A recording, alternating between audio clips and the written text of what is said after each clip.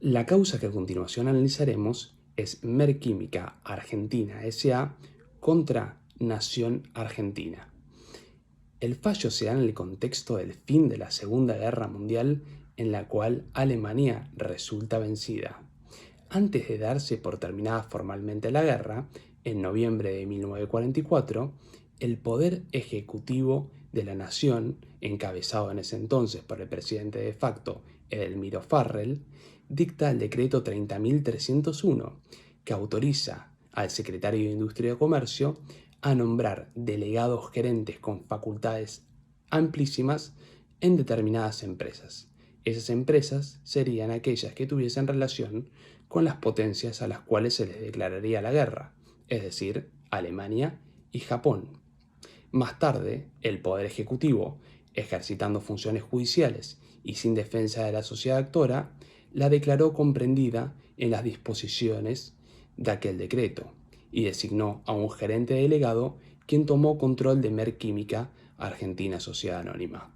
Ante esto, la actora interpuso un interdicto de recobrar, fundándose en que no obsta la procedencia de la acción, que la turbación se haya realizado como acto de gobierno, que estando expresamente abolida la confiscación por el artículo 17 de nuestra Carta Fundamental, no queda otro recurso para desposeer a una persona de su propiedad que la expropiación calificada por ley y previamente indemnizada.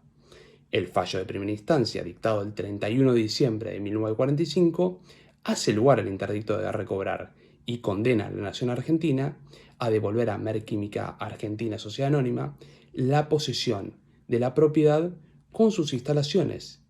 y a pagarle los daños y perjuicios ocasionados por la desposesión. La causa llega a la Cámara por apelación y la Cámara revoca la sentencia apelada. El 9 de junio de 1948 llega a la Corte Suprema de Justicia de la Nación a través de un recurso extraordinario federal que a continuación explicará mi compañero Facundo Javier Calvelo. Bien, la Corte Suprema de Justicia de la Nación, siguiendo con lo expresado por mi compañero Manuel Abello Sánchez,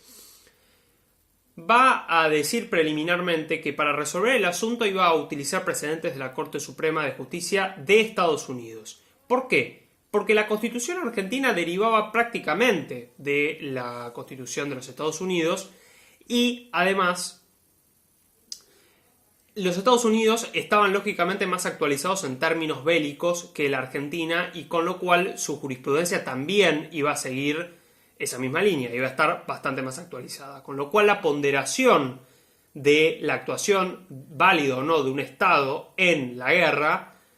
iba a poder ser abordada más adecuadamente por la nación del norte. Con lo cual, ¿qué es lo que dice Estados Unidos en sus precedentes? Establece que la conducción del Estado en el marco de una guerra iba a estar inescindiblemente influida por el modo de hacer la guerra a nivel mundial. Y con lo cual todas las medidas que fueran necesarias para debilitar la capacidad operativa del enemigo en ese contexto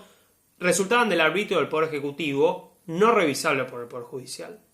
Con lo cual, la forma y los medios de hacer la guerra, es decir, los poderes de guerra, iban a estar únicamente limitados por el derecho de gentes. Ese iba a ser el único condicionamiento para el Estado y, por lo tanto, el secuestro, confiscación y disposición de los bienes del enemigo estaban incluidos en ese marco de actuación del Estado en la guerra. ¿Por qué? Porque los decretos leyes que había dictado el gobierno de facto, más la Conferencia de México de 1945 que había adoptado en una resolución básicamente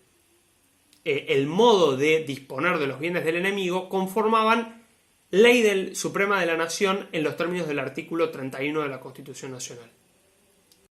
La Corte Suprema de Justicia de la Nación entonces establece, según estemos en un periodo de paz o en un periodo de guerra, cómo van a ser las relaciones entre el derecho interno y el derecho internacional. En tiempos de paz, la Corte Suprema establece que los tratados internacionales van a poder ser aplicados en el derecho interno siempre y cuando estén de conformidad con el derecho público constitucional. Con lo cual, para poder aplicar ese tratado, en definitiva, iba a tener que ser incorporado como una norma interna del Estado y, en definitiva, la interpretación que hubiese querido darle el sujeto de derecho internacional público iba a estar reemplazada por la que le dieran los órganos internos argentinos. En cambio, en periodo de guerra, ahí sí, el derecho interno iba a estar regido por la normativa del derecho vigente sobre el derecho internacional, con lo cual cualquier disposición de derecho interno constitucional que contraviniera esas disposiciones iba a estar neutralizado justamente por las exigencias planteadas por el estado de guerra. Con lo cual, y siendo que todavía la Argentina continuaba en estado de guerra hasta tanto no se firmara un armisticio,